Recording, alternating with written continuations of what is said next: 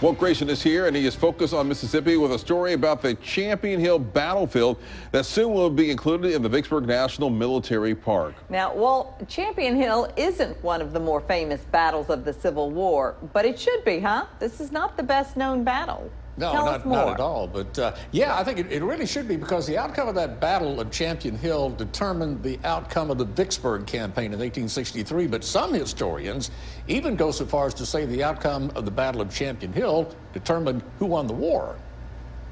Some of the landmarks are still here from the day Confederate General Pemberton bumped into Union General Grant's army between Edwards and Bolton in an area of Hinds County known as Champion's Hill.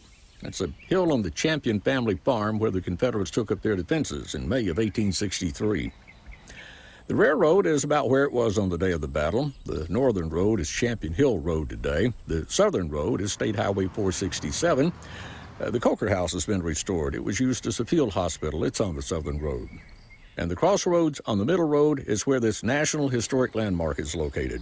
Well, for many years, this little, foot and a half by foot and a half marker was the only official marker on the Champion Hill battlefield, which to me is probably the smallest marker anywhere when juxtaposed to the importance of what it marked. There are other markers here now to help tell the story of the place where the South had its best chance of defeating Grant's Union Army and saving Vicksburg in the process, and where the North had its best chance of disintegrating Pemberton's army on the battlefield, saving the need of the 47-day siege and shelling of Vicksburg. But because there were generals on both sides who didn't particularly care for their commanding generals, some orders on both sides were either slowly carried out or directly disobeyed, allowing the South to escape the battle without winning and allowing Pemberton to get what was left of his army back across Baker's Creek and all the way to Vicksburg without being soundly defeated on the battlefield.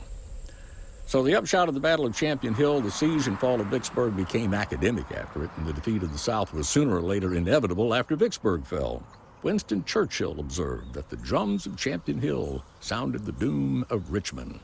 So an unplanned meeting of armies and revolts within the ranks allowed the Union to have a decisive victory at Champion Hill, but the outcome could have been entirely different, save a couple of generals who wanted to do things their way.